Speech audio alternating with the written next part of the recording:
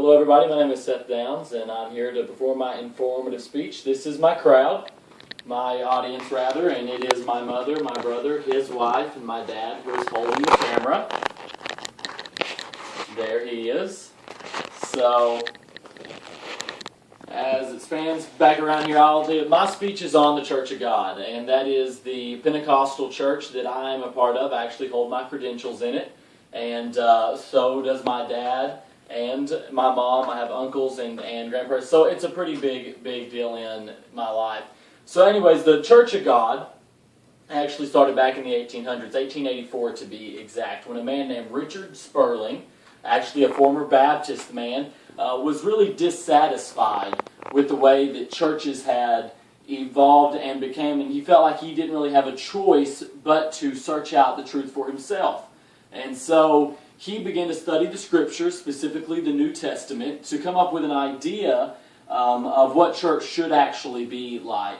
And what he eventually will get together and create became known as the Church of God years down the road.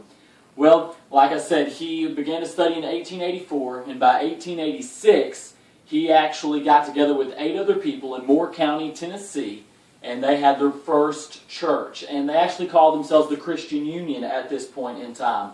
By 1896, 10 years down the road, there was a revival at Shearer Schoolhouse in Cherokee County, North Carolina. And they actually got together with some other people from North Carolina, and there was well over 100 people there at this point. And it was here that they really found one of their major doctrinal points, sanctification, which for the next 4 years, this idea of sanctification would really separate them from the other churches in that area. And this became a point that which they were actually persecuted for.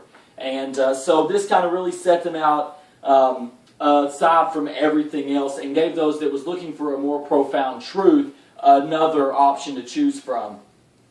By the end of this persecution was right around 1902 when they actually changed their name from the Christian Union to Holiness Church. And this holiness term is actually still used to this day in many Church of God churches.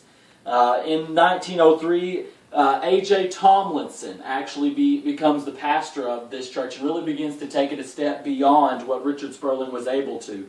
By 1905, church spread to Georgia, and there was 2 new churches in Tennessee as well. By 1906, the first annual assembly was held with 21 delegates. So at this point, it's getting pretty big, and it was big enough to a point that they was beginning to have to form a type of government for it. By 1907, it changed its name to the Church of God. By 1908, it reported 12 local church congregations. By 1909, A.J. Tomlinson begins the offices of the Church of God, and he is appointed as the general overseer. Churches also spread to Florida and Alabama.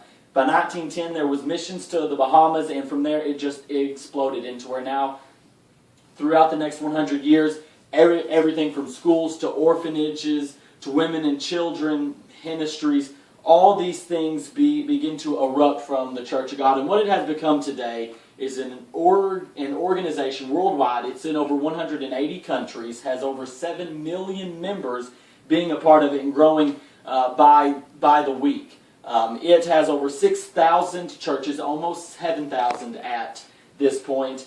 And the general overseer now, Mark Williams, actually is still pushing the same thing that Richard Sperling began this as, and that's studying these Scriptures. So even though the Church of God has lasted all these years, it has held firm to what it has still believed, and that's why the Church of God means so much to me. Expand the crowd one more time.